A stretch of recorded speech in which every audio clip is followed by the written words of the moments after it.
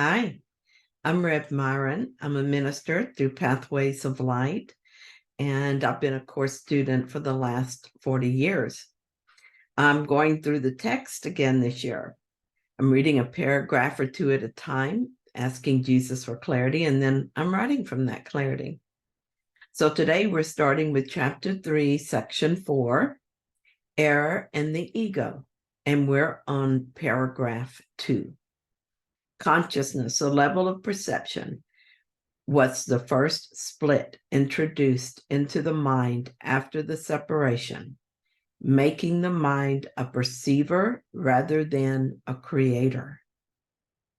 Consciousness is correctly identified as a domain of the ego. The ego is a wrong-minded attempt to perceive yourself as you wish to be rather than as you are.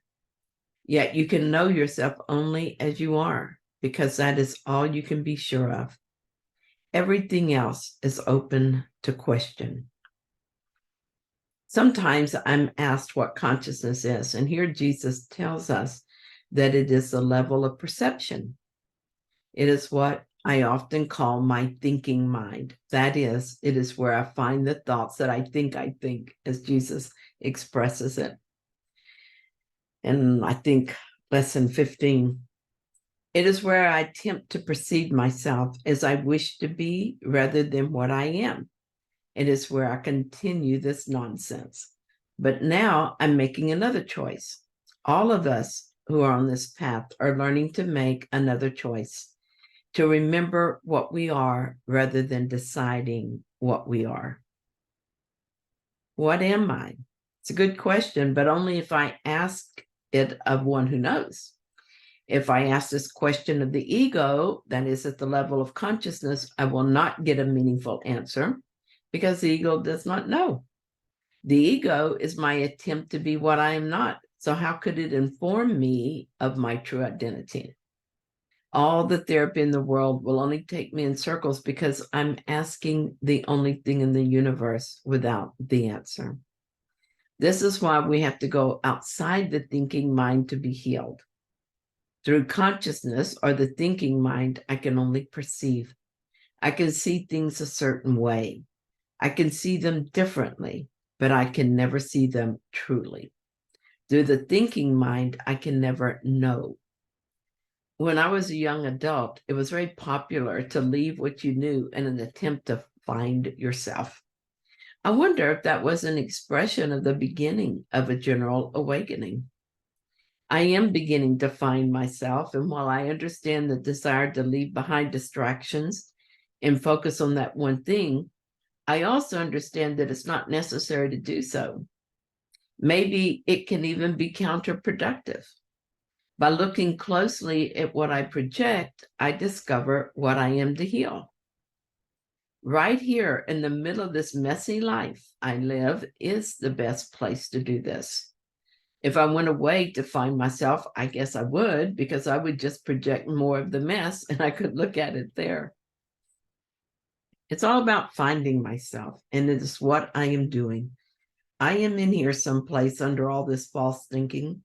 I'm hiding out in the story of Myron, disguised as a body and masked as a personality. Here I am running around madly pretending to be in pain, to suffer, and then just to prove my point, to die. Even the best parts of the story, the most touching, the most exciting and fun parts, they're tinged with fear and sorrow because I know they will not last. I guess this experiment in being what I am not began as an interesting and fun adventure sometime eons ago, but I feel the draw to awaken from this dream. So I'm looking for myself. This makes me laugh when I think about it. I look at the projection to see what needs to be excavated to get to the bottom of things. I accept responsibility for the projection, decide on something else, ask for healing, and then accept the healing. Eventually, I'll get to myself. I've mentioned that I decided it was time to look at this issue of food and see it finally healed. Having fought the battle of the bulge all my adult life, I'm tired of it. I don't want to be fat. I don't want to be skinny. What I want is to be free. I want to be free of the false thinking that keeps me at war with myself and the world as I see it. I want to be free of the disguise of one who is victim of an unacceptable body. Surely, as a son of God, this cannot be what I am. I started looking at my skinny self through the ego, and of course, this just led me in circles. Started looking for my skinny self. Let me rephrase that. I started looking for my skinny self through the ego, and of course, this just led me in circles. I talked to therapists, read books, followed diet gurus, and took magical formulas guaranteed or your money back to give me back the body of my youth. The body that I didn't appreciate when I had it because it was never good enough and could never be good enough. Even when I found success, I couldn't sustain it. And I just wound up feeling like a failure and feeling guilty. Now I feel like I'm ready to actually make a change. I have experienced enough mind healing to know that I could not find freedom because I was not looking for freedom. I couldn't find myself because I was not looking for my true self. The reason I could not find anything real or true was because I was asking that which had no answers, only more questions. What I'm doing now is asking that my mind be healed of all wrong-minded thoughts about food, size, the body, and its health. I want to end the war with my body and food. I understand that what I do to make this body appear different is not what is really affecting it. Those pills and that food, all of it is just a projection of thought from my mind. The body itself is a projection. So I'm only projecting thought onto a thought. It's too funny for words, really. All this effort to control a thought form by moving it more, adjusting its food intake, or giving it magic pills, it's just a thought form. Changing it requires a change in thought. It's been a very interesting experience so far. I'm absolutely amazed at how resistant my mind is to accept a new way of thinking about the body and food. As I look at food, I automatically think about calories and carbs and how damaging this will be to my plan for a thin body. I have to remind myself 1,000 times a day that there is a new sheriff in town and she is no longer policing these things. While that gets frustrating for a while and very tiring, it's also a good thing. I have many opportunities during the day to remember to ask for healing. I want to use this body issue to bring me closer to true perception. And I want to use it to fully surrender my imagined separate will and accept that God's will is my will. I want to use these many opportunities not to rearrange my thought form of a body, making it thinner, for example, but I want to use the opportunities to remember I am not this body. This is an example of how I'm using the world I made to discover my true self. I look at my projections and realize it cannot be truth. Then I ask for another way to see them and accept the healing offered to me. It sounds simple and easy when I write it down, but doing it's kind of messy.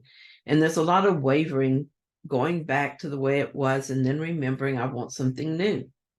For my experience has been that eventually I make a final choice and it is for God. Then I wonder why I made it so hard.